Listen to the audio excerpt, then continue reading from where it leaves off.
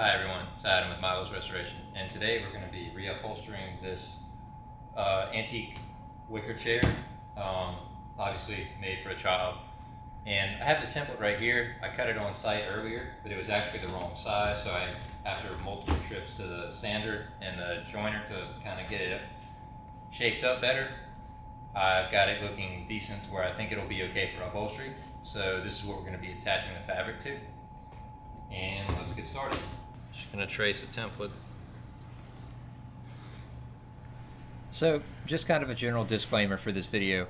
If you're a subscriber of mine, you know that I'm primarily an antique restoration contractor and I don't really do a whole lot of upholstery.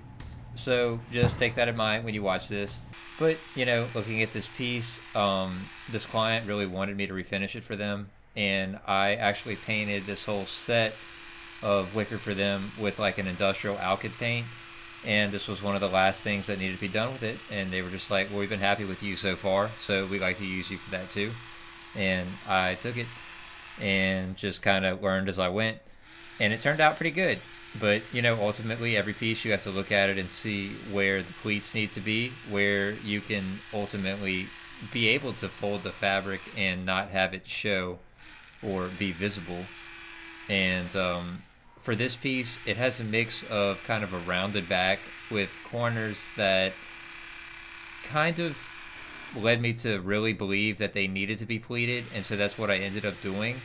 But I tried to hide the pleats where the arm rails were. And for the back, I just tried to very, very gradually work the pleats around in the bottom where you wouldn't see them, and the rail would hide them.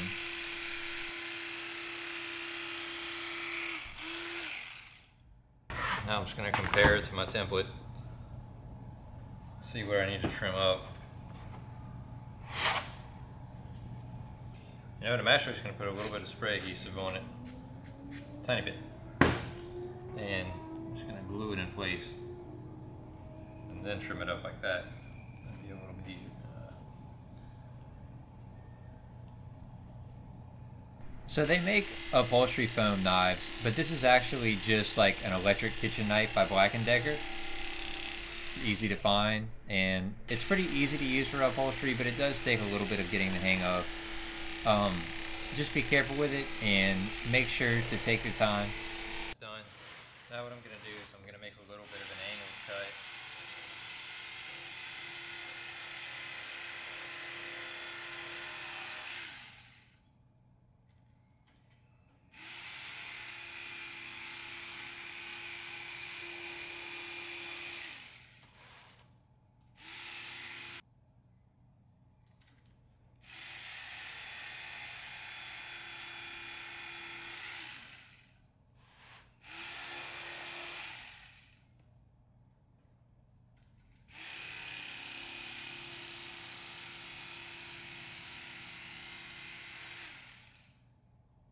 Now I've got a rasp, and I'm just going to take it. It's just like a Home Depot Stanley rasp. I've got two actually. I've got this one, and then I have this one that I use for kind of more fine work.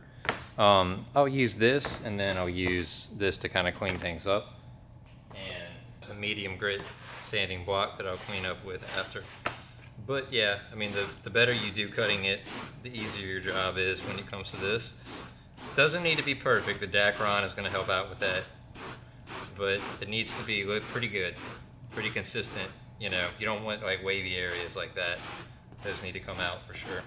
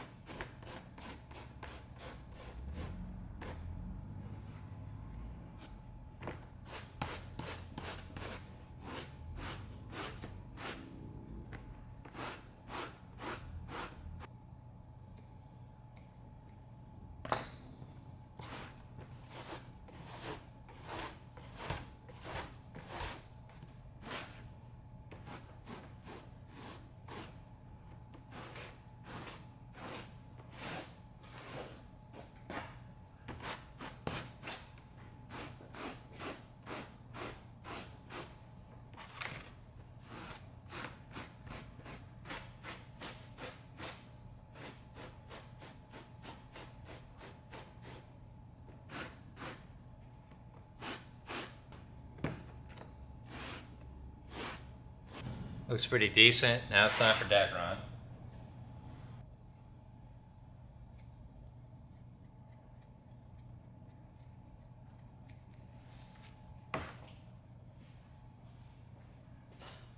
That to what we wanted.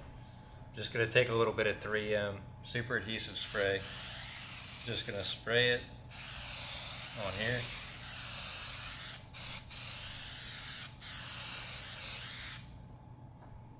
Put a little bit on here, particularly on the edges.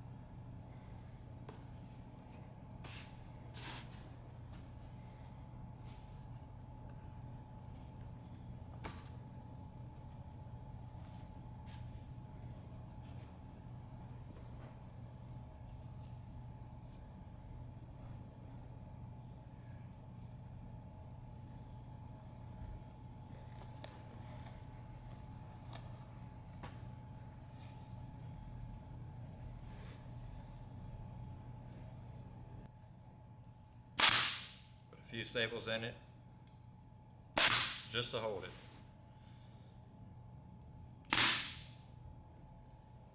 I'm gonna cut this off after, so I'm not gonna put too many staples in it.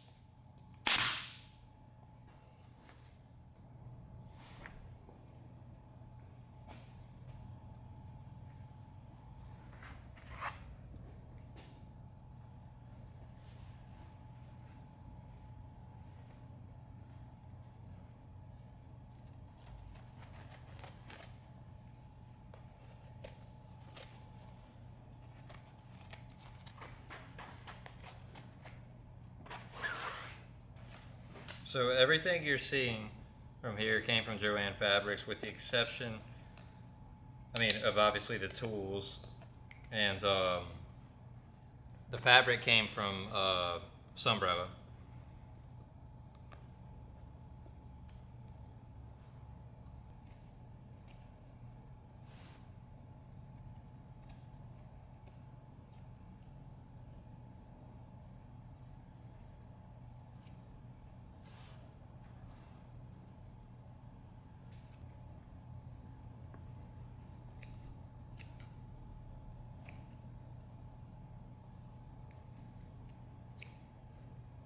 This fabric, it's solid, so I'm just going to try to get a rough idea, and I'll put some temporary staples in here and then progressively work my way around the corners.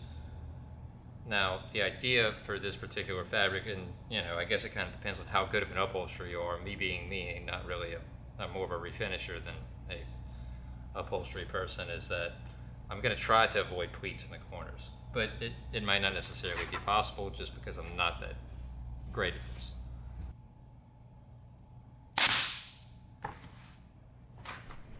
So I think that even, you know, a professional doing this with, even in the front corners there, they probably would have not been able to avoid pleats either, because it really wasn't truly rounded corners. They were kind of more square than they were rounded. So with a fabric, you're probably going to need a pleat. With vinyl, you might be able to get away with it.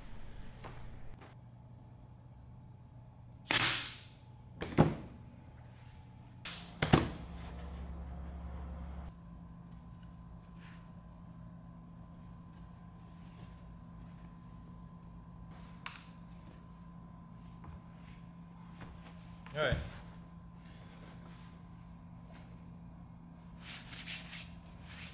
looks decent enough. Go ahead and trim it. Take fabric scissors, just go around. Pretty sure that I've got my shape pretty much finalized. So I ended up going around it after I trimmed some of this up too, and kind of I actually pulled a few staples out, kind of moved things around, and got a lot of those wrinkles out. You'll see in the final piece here momentarily that it did look a lot better. It looked smooth, and I ultimately got the look that the customer wanted and like it originally looked. So thanks for watching. If you want to see more restoration related content, please subscribe.